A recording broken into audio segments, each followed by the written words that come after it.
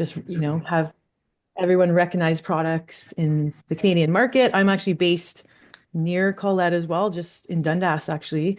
And I work remotely with Antarctica21. And I've for years worked in the independent contracts with adventure companies, high-end luxury companies. And I absolutely love this product. So I'm excited to talk a little bit more about it.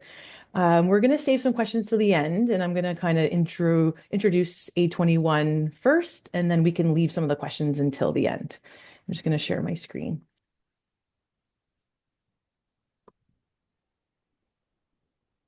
Okay, let me know, Colette, if you can see it, everything. I can't see anybody Yep. anymore, so Yep. just double We're check. good. Okay.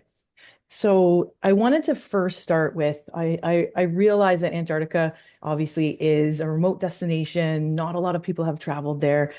People have like a desire and a dream to get there. But I want to kind of start off with what makes Antarctica 21 different. There's other suppliers out there doing sailings across the Drake Passage. Some companies are flying. So I really want to focus in on who is Antarctica 21 and why we are experts in what we do. So A21 is actually very boutique. We only factor around small ship expeditions to the sub-Antarctic and the end Antarctica. So we're not all over the world.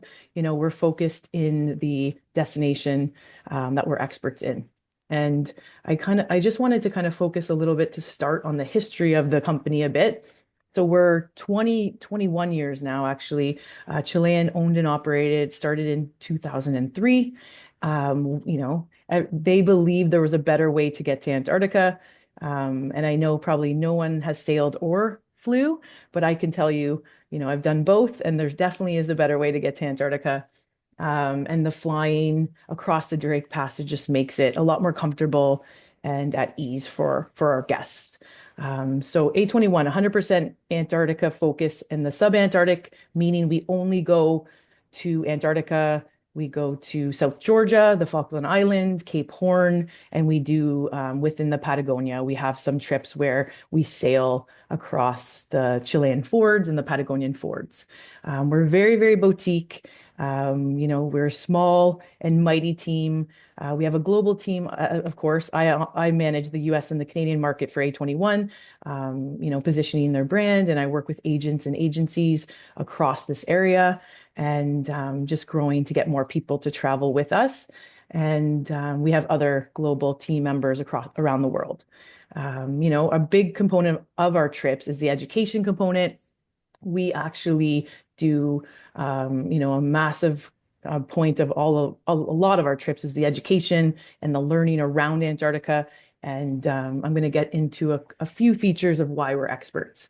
We're based in Punta Arenas in Patagonia. I'm not sure if anybody has been traveling down to the Patagonia or have done any trips down there, but we are based in Chile, and our head office is actually in Punta Arenas. So we operate, and our head office is where we fly, where our head base is, or home base is.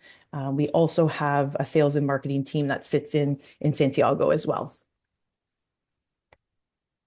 We can actually say, there's other suppliers out there. I know everybody does their research these days, but Antarctica 21, we can actually say we pioneered the fly cruise. So flying across the Drake Passage to Antarctica, we've, been doing it for the longest amount of time. And we can actually say we are the leaders in the industry.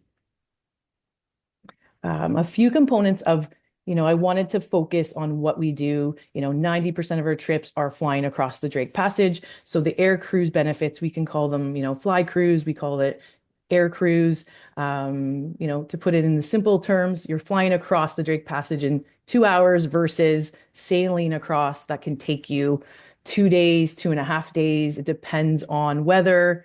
It can be very choppy, and waves can be 6 to 7 feet. So it's actually a lot of people are either afraid to maybe cross the Drake Passage. They want to get to Antarctica, but they know that they're looking into a better way. So I'm working with Colette on this, realizing her client base here might not want to sail, and they're looking for kind of more comfortability in their trip. And this is exactly what we do. So we've really honed in on the market of our speed, size, and comfort. and I'll focus a little bit on that. So speed being that we're flying across in the 2-hour flight. It's a quick flight. I have a couple slides to kind of show you the aircraft coming up.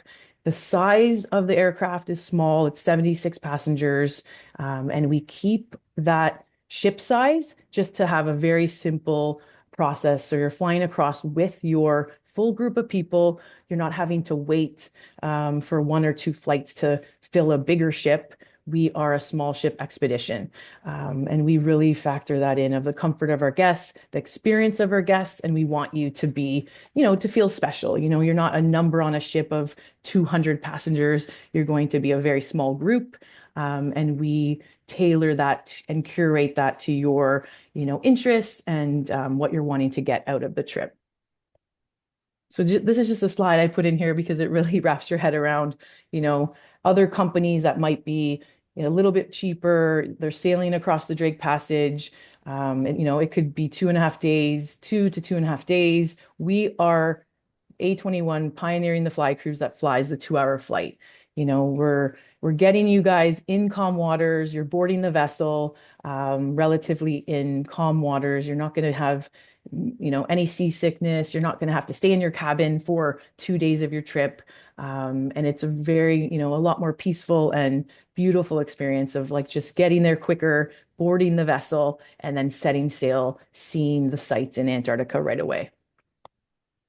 Actually, let me stay on here for a little bit. So I just wanted to quickly talk about more time in Antarctica, obviously. So a lot of the companies that are sailing, they're taking kind of the 2.5 day. So that's 5 days of your trip or a little bit more to get there and back. So we've, developed a product where there's a little bit higher cost to it, but you're flying 2 hours, landing in Antarctica at King George Island and sailing from there, where you're seeing the wildlife, you're in Antarctica, and then you're flying the 2 hours back. So keep that in mind when I'm talking a lot about our product today. So here's a picture of the aircraft. I definitely wanted, you guys as travelers to kind of see. I get a ton of questions about, how small is the aircraft? Do I have to duck in the aircraft? Is it a typical commercial flight? So it is a typical commercial flight. Antarctica21 is the pioneer of the fly cruise. So we actually own part of the airline. So we're part owners of the DAP airline. It's spelled DAP. It's the only airline that flies to Antarctica. And this is the aircraft kind of pictured here. It's a commercial flight where you have 3, people across, you have an aisle, relatively similar to maybe even a domestic size aircraft that we fly across Canada. So the only differences are, and the biggest differences is obviously the wingspan. It's a lot shorter of a wingspan because, landing in Antarctica, there is a very short runway, and you're on a very small island there. So that's another quick point. But you are, you're given drink service, there's snacks on board, there's a small meal service in that 2 hours, and it's a very comfortable flight. So just quickly, why Antarctica21? So I know there's other companies out there. There's other companies that have different services, and I wanted to really focus in on why A21. I'm really passionate about this product line. I've obviously been to Antarctica on other suppliers, and then now currently work on this product line. It's really special and magical because it is the smallest boutique ship. We can say we're the most experienced by far. There's a lot of companies that are coming into the industry in the last, few years, but, logistically to fly to Antarctica with weather and just, possible delays, a lot of companies don't want to take on the liabilities and the issues in that if they're not focused in one destination. So a lot of other companies are global. They go to other destinations in the world. They can't actually say they're focused in Antarctica. And another really key point, and I know I'll get to the ship visuals, but we're the smallest ship in Antarctica. We keep our ship to 76 passengers because of that aircraft model. We want everybody to board and get off at the same time. We don't want people waiting around to wait for, flight 1 or flight 2 or flight 3. If, say, another company needs to fill a ship of 160 people or whatever the case may be. So we keep it to one flight. And another really key component, and I'm sure not many of you know this, but there's a treaty in Antarctica, and everybody, no matter what supplier is traveling down there for tourism purposes, you have to follow the rules of the treaty and the governing body. And you're only allowed 100 people on land at once. So no matter if you're, kayaking or snowshoeing or whatever the case may be on land, we keep it to under 100 passengers because of this law. So we want everybody to get out on the land. We want people to experience what they're paying to come to Antarctica for. We don't want you waiting in lines on the ship to wait to get off the ship. So whether you're in Zodiacs, whether you're snowshoeing, whether you're taking photos of penguins on land, everybody can be doing a range of different activities at once, and there's no waiting. So I'm going to talk about a day in the life to come, but this is a really key factor of why we've tailored our product in this way. Another really key factor of how we are different to any other supplier is that we have the infrastructure in King George Island in Antarctica. We have a team on the ground owned by A21, trained by A21 for the many years. And we also have the infrastructure in Punta Arenas in Patagonia where you fly. So that's a really, when you're invested in looking for a trip to get to Antarctica, these are important features because you have to remember that, we're not making decisions from across the land or across the world. There's other companies based in Australia or New Zealand. Our home base is in Punta Arenas. So that's a very, very key factor. We have a lot of experience in just our product line and how we tailored our product line. We have a brand new private club, the Explorers House, actually, that I listed here, and I'll show you some pictures. But we're the only company that actually can say we have a home base in Punta Arenas. Our team is positioned there. Our logistics specialists, our scientists, our operations team are all where you are flying. So, we don't leave you to get to the hotel on your own. We have our own team that picks you up from the airport in Punta Arenas, brings you back to the hotel, and, brings you to our beautiful welcome center.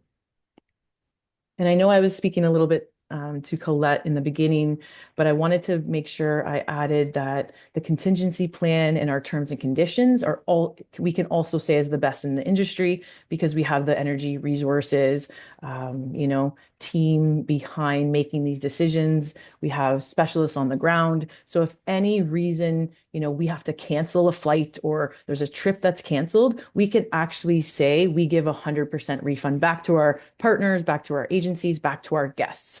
And really in our history of, 20-ish years here, we've only actually had to cancel one flight entirely. So I can speak a little bit of that to come, but because of our model, our 76 passengers on the aircraft to get to the ship, there's limited opportunity for cancellations because we have such a simpler product.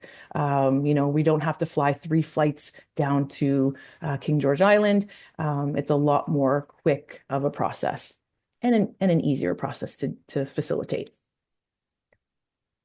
Another key factor, I know I always bring this in, I manage the US and the Canadian market in this brand. And I think it's very important for people to know that A21 gives back a ton environmentally, sustainability wise. We're the only company that actually has hit net zero greenhouse gases, which is unheard of in the industry, just based on the percentages that we give back for our flights, for our new ships that we're building, for Zodiac emissions, all of these things, we give quite a bit back. And we have a whole team and foundation that works around environmental agency in Antarctica.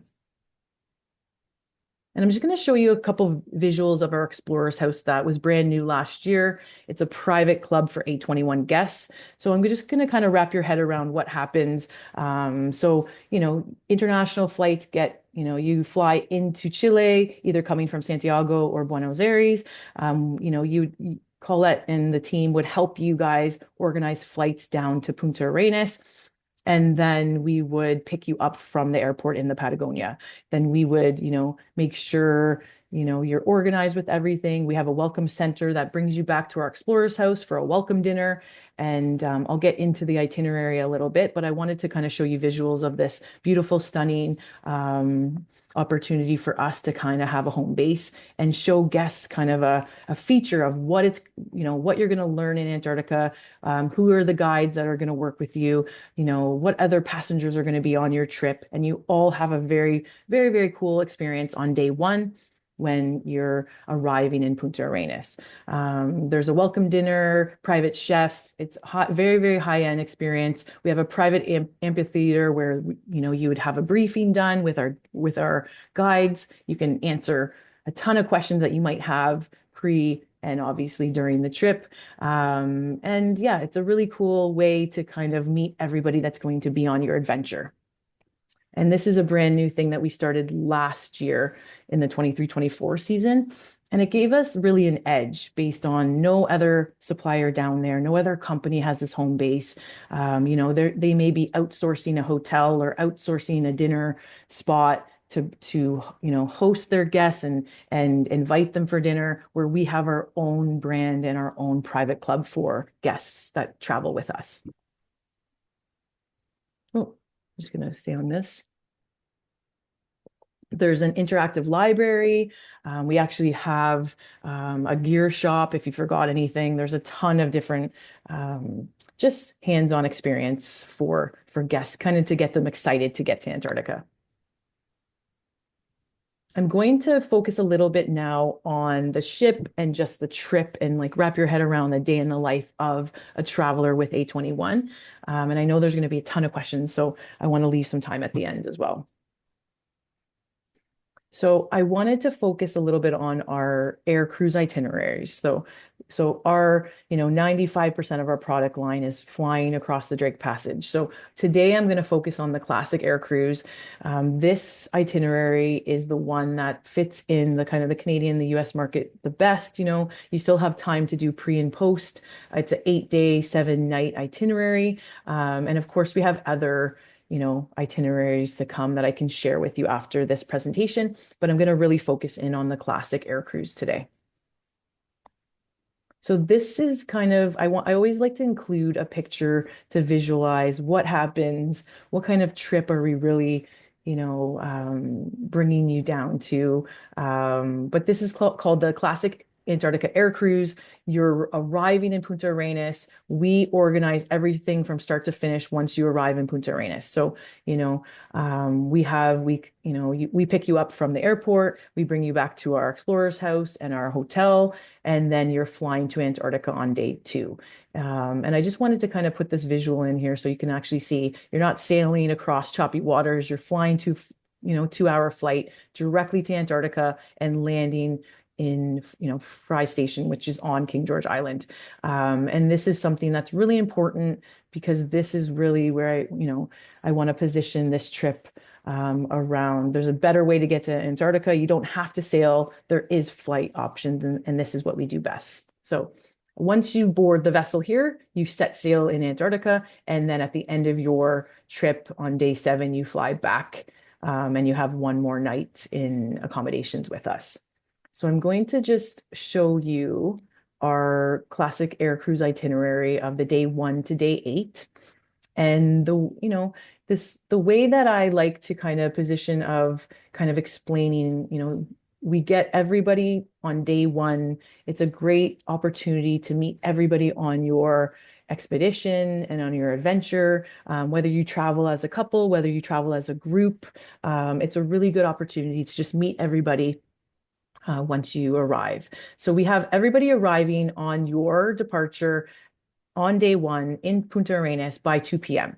And a really key factor of that, of why we say 2 p.m., is the reason that A21 is part owners of the DAP airline. We're the only company given priority flight times. If a window looks better on day 1 versus day 2, we don't want to have any delays. So we would rather fly you a little bit earlier than on a day, say later, or day 3. So we've really built this into our itinerary to allow everybody to arrive by 2 p.m. If we make the decision, it's very rare. We've only actually this season had one trip leave on day one, but we build this into the itinerary to make sure that everybody is there on time. They get to have the welcome dinner. So this is a really key and important factor. This is included, the dinner's included, the hotel night is included, and then our typical scheduling is on day two, ideally, is the time where we fly. So, you wake up at the hotel, you have breakfast, and then you're flying to Antarctica. Our team is bringing you back to the airport. We're doing all like the logistics there, and then, you're boarding on the aircraft that flies to Antarctica with everybody from your expedition. And that's on day two. The 2 hour flight, you're arriving by, say, mid-morning, just before lunch. And then you have your 3 to 6 days of exploring. So there's a list of landings that I could get into and kind of wrap your head around the experience, but it's all based on weather, of course. But we do honor the fact that A21 gets you out on land the most. We're a very high-end boutique product, but we want you to experience the land. We want you to get out and see wildlife. We're not the type of trip where you're sipping martinis at the bar, looking at the land and never touching ground. We're very hands-on with our expedition team and our experience. And we want you to, experience the wildlife and get out there, take photos. It's so magical to be a part of this. So I know that Colette might have sent you some videos prior to this call because it's a little bit harder to share videos on Zoom, but I'll also follow up with an email after too to kind of share. But the incredible landings a day, there's usually 2 landings a day, sometimes 3. You could be out for, 3 to 4 hours in the morning and three to 4 hours in the afternoon exploring. Breakfast, lunch, and dinners included, meal service, alcohol's included, and really, there's some inclusions that I'll include in the next couple of slides, but it's really kind of pretty much everything is included except gratuities, really, from the day 1 to day 8. Day 7 is when you're flying back to Punta Arenas, and this is like the 2 hour flight back from King George Island, arriving back in Punta Arenas. Our team again picks you up from the airport, brings you back to the hotel. We have a final farewell breakfast on day 8, and that's the end of this classic itinerary. I did put a slide in here just to kind of show you a day in the life of. It's incredible to kind of be out there and witness. Obviously, every trip is different, so that's kind of exciting too. Between the thousands and thousands of penguins, and whether you go in early season in December to see baby chicks and baby chicks hatching and things like that, whether you go in wild, whale season, which is January and February, there's really a ton of experience to see. So what we do is kind of a wake up. There's a buffet breakfast included for the day, and then there's always a morning excursion.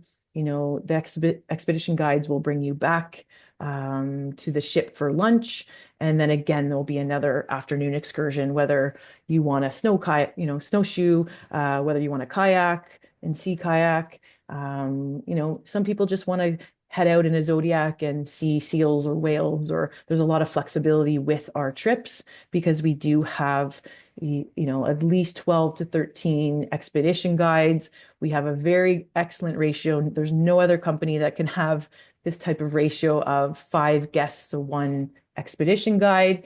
They're experts in what they do. And really no other company can say, can feature this because their ships are much bigger and their team just can't, facilitate the numbers because they might have 200 people on the ship or 150 people on the ship. So this is a really key factor. And we also have flexibility, and it happens where there will be a happy hour and presentation. And sometimes if it's great weather, say even as a sunset cruise or something like that, they will take you out for a third time. So there is flexibility where we have a dinner service and social time aboard. And sometimes we do have the opportunity where you're actually sailing back out to see a landing and to see wildlife. I wanted to get into a little bit on the ship of of the Magellan Explorer of the ship that we're featuring today. This is one of our brand new vessels. It was built in 2019. This is the ship that I was working with Colette on building, whether it be a group or whether you're traveling, individually, with as a couple or with friends. This is our, ship that A21 organized, designed, engineered in 2019. And we do actually have a new ship coming out in 26, 27 as well. But I'll give you a little bit of the history of the ship, just because the features are unlike anything out there. The engineers and designers really kept to the landscape in interior and exterior, as you see with some of the landscape and glacier design on the side. It is a very boutique 76 passenger ship, with stabilizers. It's built for the Antarctic weather and terrain. And this is our boutique ship that I want to feature today. I'm not going to play this video. I'll send it after. So it might be a little choppy, but I will show some of slides of the cabin visuals. So just so you guys know, this ship actually has different cabin categories. So there is flexibility on price range and size of cabins and things like that. So if you're working with a certain budget, you can start at a lower cabin category and work up to, a porthole to a grand suite. And I'll show you some of the visuals of the differences. But as you know, there's 7 cabin categories. The porthole is one that the price point is a little bit lower based on there's not a balcony.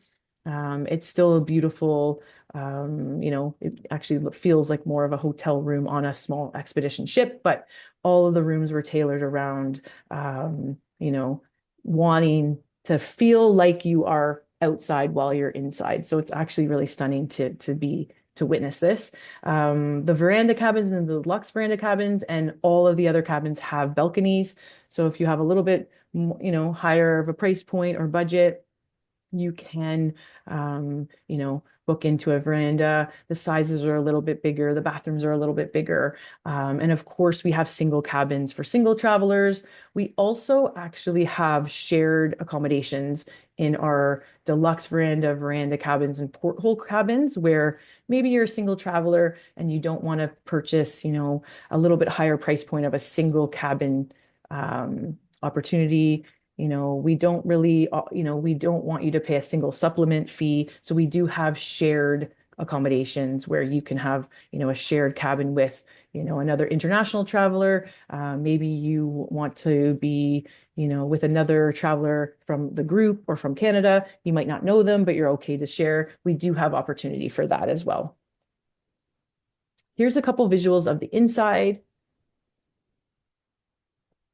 I wanted to, and I'll make sure that Colette has all the presentation slides and things like that for each cabin. You can go in and do pretty much a virtual tour of the rooms, but I can't do that today, so I'll just kind of feature a few of the cabin, rooms inside. Here's a picture of the balcony. There's a beautiful lounge area and dining room. Because of our ship size being 76 capacity, it's very intimate where everybody eats together in the same dining room. We have a private chef.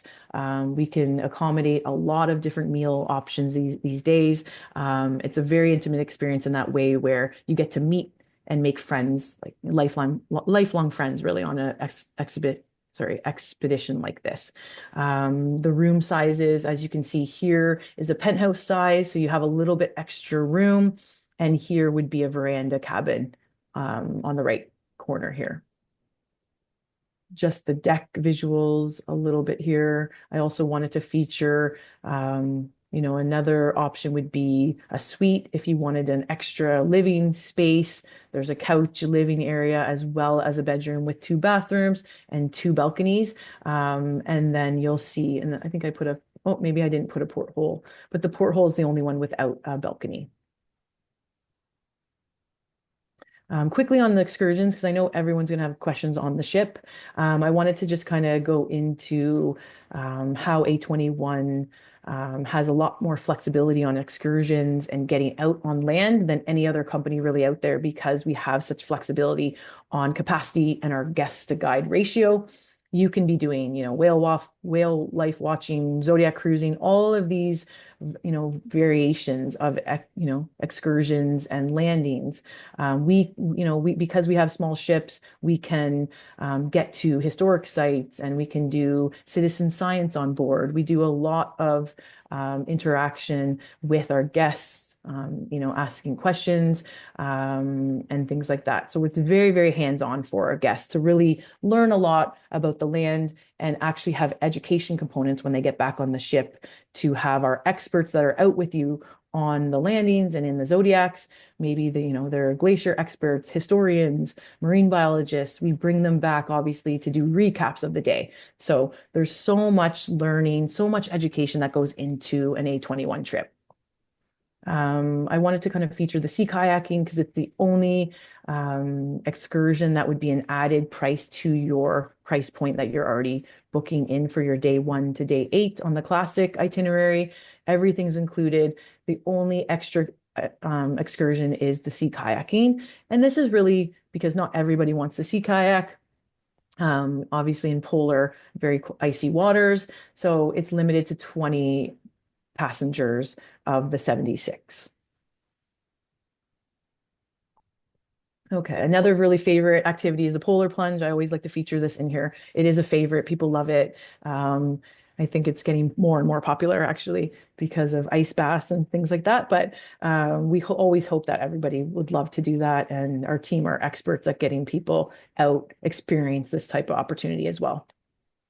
I wanted to feature a couple of just the price components on here. And what I'll do is I'll definitely be sending back to Colette and Julie kind of a recap of trip visuals and cabin choices and everything online that we have, where you can kind of, have virtual videos of our ship, as well as a lot of inspiring videos of why, embark on a trip to Antarctica.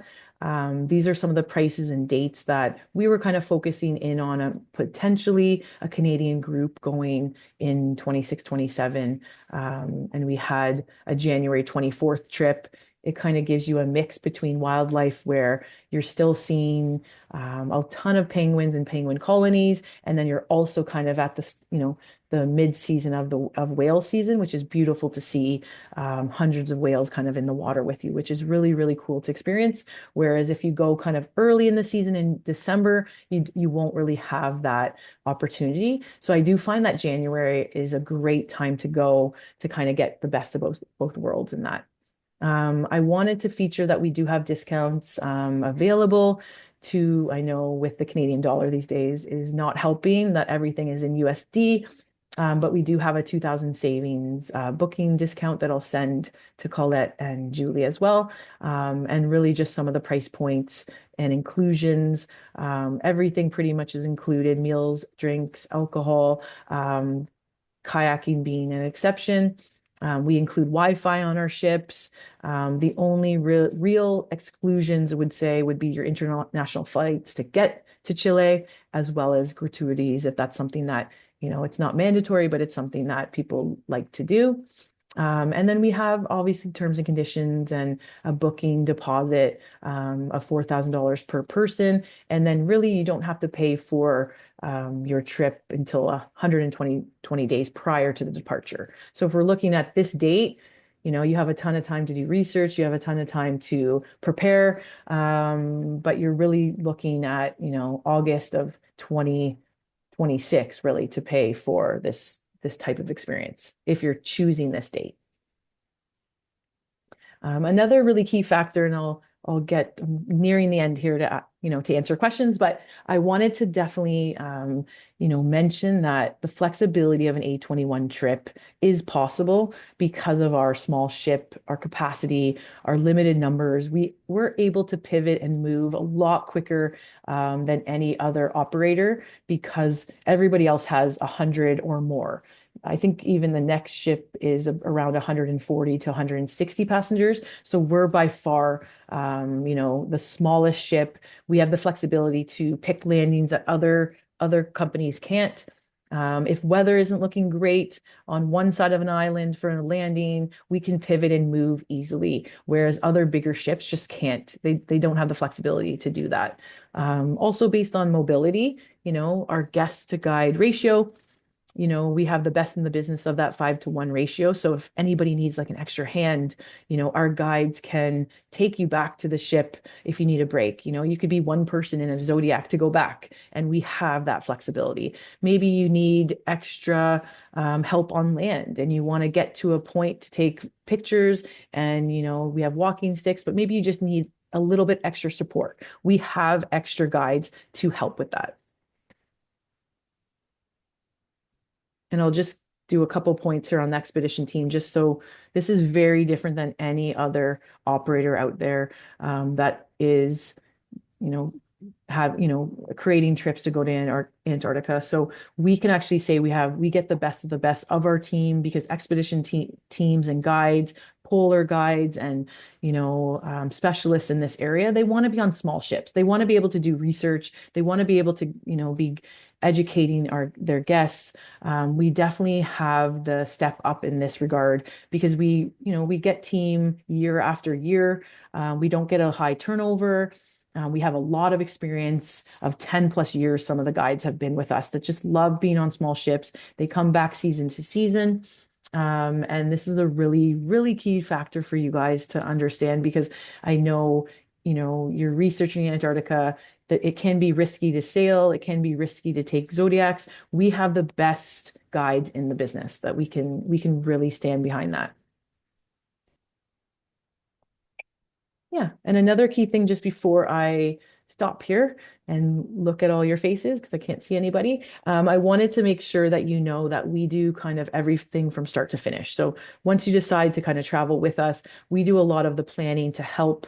We know that there's a ton of questions that come with Antarctica, and we don't want to put that all on maybe Colette or Julie. We are the experts. We have been, so we want to be able to help answer any of these questions. So our full team has built an interactive portal. So once you are, you've signed up with us, you're excited to go, you've paid a deposit, really at the start, we are giving, any of our guests kind of this My Expedition portal. There's a ton of material of getting them excited. There's videos, there's welcome on board documents, anything really that you need to know to prepare for your trip, packing guides. We really want to take off a lot of that pressure. So we've built this really interactive tool. And yeah, alone, I think you guys might get 100 questions just on what to pack. So we take a lot of that stress away from you guys. And yeah, one of the last slides was me just talking about the wildlife. We did kind of select that January date to kind of get the best of both worlds of, whale season, seeing tons of colonies of penguins. There's obviously different times of year to go, and you have to travel in the Antarctic summer, which is end of November into March. So we have flexibility of having these fly cruise opportunities. We fly pretty much 2 times a week in that season. So we're roughly around 30 to 34 flying trips a season. So if the date doesn't work for you, we have other opportunities. So I wanted to make sure I mentioned that. Yeah, there's a picture of our team in Patagonia. Yeah, I always like to show this because we're experts in what we do, and we're relatively still small and boutique. So Perfect. yeah. And again, Stephanie here. Yeah. So I'd love to open up some questions. I'll stop sharing so that